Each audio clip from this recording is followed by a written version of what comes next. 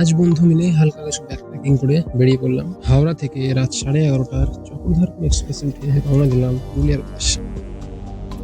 এই আমার একটা ছোট ভাই 7 ঘন্টার অন্তর কে লিয়েছে ট্রেনটা ভাই মাঝ রাস্তায় দাঁড়িয়েছে কেন? ও বড়া ট্রেনের বড়া হালকা হয়েছে। হ্যাঁ এটা তো কি কেন মনে হয়? হ্যাঁ তাই না? ট্রেনটা মাঝ রাস্তায় দাঁড়িয়েছে কেন? তাই তোমার কি মনে হয়? ট্রেনের চুল গাড়ি আছে তাই। সবার কাছে খুলে নিলেন ট্রেন দেখতে মাঝ রাস্তায় দাঁড়িয়েছে। তো এখন বাজে 1:02। তো আমরা ভাগ করে নিয়েছিলাম যে একজন 1 ঘন্টা করে জেগে থাকবে আর বাকি সবাই রেস্ট করবে। তো মাঝরাতে উঠে দেখি আমার একটা বন্ধু উঠে শুয়ে আছে, আর আমি দেখলাম যে পাশেরটাও ফাঁকা আছে। তো ওকে দেখে আমি উপর উঠে আসলাম, কারণ নিচে ঘুমোতে একটু অসুবিধা হচ্ছিল। হ্যালো গাইস, তো আমরা এখন কটা বাজে? 6:39 বাজে। আমরা এখন গার্ড ধোসাটা আর আনারা স্টেশনের মধ্যে মাঝখানে আটকে রয়েছি, ট্রেন ছাড়ছি না। আমাদের একটা বন্ধু তো ডিপ্রেশন চলে গেছে ট্রেন লেট দেখে। মানে বলো ট্রেন লেট এই সময় কি করছো? এই বক্তব্যে আমি মাথায় ঘামাবো না। রাতটা কোনো মধ্যে কাটিয়ে অবশেষে আমাদের ট্রেনটি ঠিক সকাল 8টা নাগাদ পৌঁছলো লালমাটির দেশে। খিদে ভালো মতোই পেয়েছিল। স্টেশন থেকে বেরিয়ে বাঁ সাইডে একটা কচুরির দোকানে কিছু কচুরি খেয়ে নিলাম। কচুরি খেয়ে পাশেই অটো স্ট্যান্ড ছিল, সেখান থেকে একটা অটো ধরে 5 জন মিলে আমরা পৌঁছে গেলাম বাস স্ট্যান্ডে। বন্ধুরা বাসওয়ালাদের সাথে দরাদরি করতে ব্যস্ত ছিল, তো সেই ফাঁকে আমি দুটো ডিম সিদ্ধ খেয়ে নিলাম।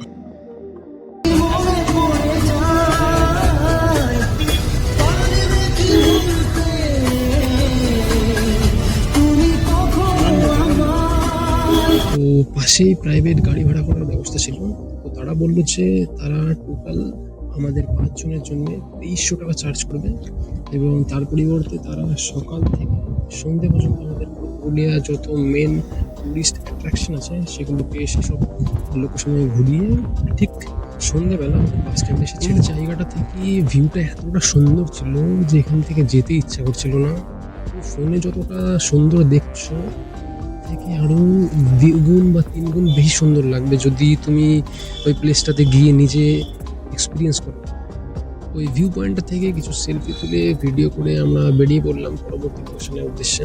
মন্দিরটা নেমে দেখার ইচ্ছা ছিল, কিন্তু তাড়াহুড়োতে আমরা আর নেমে দেখা হলো না। এখন আমরা এসে পৌঁছলাম পুরুলিয়ার অন্যতম একটা মেন টুরিস্ট অ্যাট্রাকশন মার্বেল লেকে। মার্বেল লেকে গেলাম, গিয়ে একটু ছবি টবি তুললাম। তো দাদাটার হাতে বোতল দেখে তোমরা কিন্তু কিছু উল্টো পাল্টা মাথায় এনো না, তেমন কিছুই না। ওই যে দূরে বিল্ডিং টাইপের একটা দেখতে পাচ্ছ, ওইটা হচ্ছে একটা রিসর্ট টাইপের। মানে তোমরা ফ্যামিলি নিয়ে আসলে থাকতে পারবে, থেকে ঘুরতে পারবে তার জন্যে। শাহরুখ খানের এই পোস্টটাকে তোমরা কতটা রেট করবে একটু কমেন্টে জানিও। সিরিয়াসলি বলছি, আমার সামনাসামনি দেখা এটা প্রথম ওয়াটারফল। বামনি ফলসে তোমরা গাড়িটা পার্ক করে যখন ওপর থেকে নিচে আসবে তো একটু দেখে শুনে আসবে, কারণ পাথরের রাস্তা তো নামার সময় ততটা ফিল হবে না, কিন্তু তোমরা যখন ওপরে উঠবে ফেরার পথে উপরে ওঠার সময় খুব কষ্ট হয়। তো বন্ধুরা বলছিল যে চান করবি না করবি না, আমারও একটু ডাউট হচ্ছিল এত লোকের মধ্যে চান করবো না করবো না। তো অবশেষে দেখলাম সবাইকে দেখে একটু কনফিডেন্সটা বাড়িয়ে নেমে পড়লাম। ওপরটা আমার ওঠার ইচ্ছা ছিল, কিন্তু বন্ধুরা আমাকে বললো ওখানে যাওয়ার দরকার নেই, আর ওখানে যাওয়াটা একটু রিস্কি ছিল। আমরা এত সাহস জোগাড় করতে পারলাম না, জানি না ওরা কোথা দিয়ে উঠেছে, সাহস আছে ওদের। ফলের যে প্রেশারটা পড়ছিল মাথায় প্রচন্ড পরিমাণে ছিল। বামনি ফলস থেকে চান টান করে আমরা চেঞ্জ করে রওনা দিলাম পরবর্তী আমাদের যে লোকেশন ময়ূর পাহাড়ের উদ্দেশ্যে।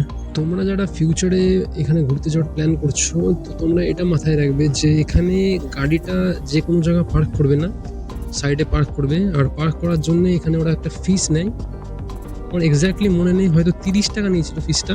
তো জানি না কেন ওরা বলছিল যে এটা আমাদের পাহাড়, আমাদের হিসাবে এইভাবে চলবে, আমাদের নিয়ম কানুন, তোমরা বাইরে থেকে এসছো, তোমরা এই করবে না ওই করবে না, আমাদের পারমিশন ছাড়া এই করবে না ওই করবে না। উপরে উঠে গিয়ে বাঁ সাইডে দেখবে কিছু ছোট ছোট দোকান আছে, ওখানে তোমরা মুখোশ দেখতে পাবে। মুখোশটা কেনার ইচ্ছা ছিল, কিন্তু মুখোশের দামটা একটু ওভার প্রাইসড বলছিল, 300, 350, 400 টাকা বলছিল। আমার একটা বন্ধু নিয়েছিল, ও একটু কমে নিয়েছিল ওর কাছ থেকে। তো দোকানটা পার করেই একটু ওপরের দিকে এসে দেখলাম ডান সাইডে একটা প্রচুর পুরনো একটা শিবলিঙ্গ ছিল। শিবলিঙ্গটা জানি না কতটা পুরনো হবে। নেক্সট আমরা তার পাশ দিয়ে বাস সাইডে দেখবে একটা সিঁড়ি আছে, সিঁড়িটা দিয়ে আমরা উপরে উঠে গেলাম। উপরে উঠে যেহেতু লেট হয়ে যাচ্ছিল তো তাড়াহুড়ো করে নেমে এলাম। নেমে এসে আমরা রওনা দিলাম আমাদের পরবর্তী লোকেশন, যেটা হচ্ছে আপার ড্যামের উদ্দেশ্যে। প্রথমে বুঝতে পারিনি যে ওটা সোলার প্যানেল, জুম করার পরে বুঝতে পারলাম যে আসলে ওটা সোলার প্যানেল ছিল। আপার ড্যামের ওপরে গিয়ে তুমি কিছু দোকান পাবে, দোকানে যেমন ম্যাগি পাওয়া যাবে, পাপড়ি চাট পাওয়া যাবে, এগুলো খেতে পারবে। ঝাল মুড়ি পাওয়া যাচ্ছিল আশা করি, যতটা মনে পড়ছে সেই হিসাবে বলছি। তো আমি ম্যাগি খেয়েছিলাম, আমার বন্ধু একটা পাপড়ি চাট খেয়েছিল।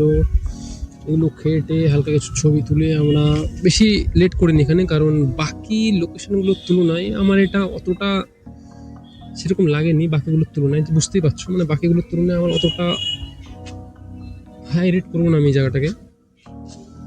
তেমন কিছুই ছিল না এখানে। ফুচকা আমাদের গ্রামের লেভেলের মতো অতটা হবে না, বাট ঠিক আছে। আপার ড্যাম থেকে এখানে ভিউগুলো বেশি ভালো ছিল, অনেকটাই ভালো ছিল আমি বলবো। এই যে ভাইটা দেখছো আমার, একটা সেকেন্ডও গাড়ির থেকে নামেনি।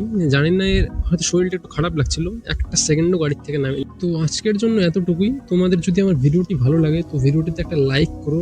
আর আমার কোনো কমেন্ট বা যদি কোনো খারাপ লাগে, কোনো বিষয় যদি খারাপ লাগে তো আমাকে কমেন্টে জানিও, আমি সেটা পরবর্তীকালে ইমপ্রুভ করার চেষ্টা করব। Thanks for watching the video.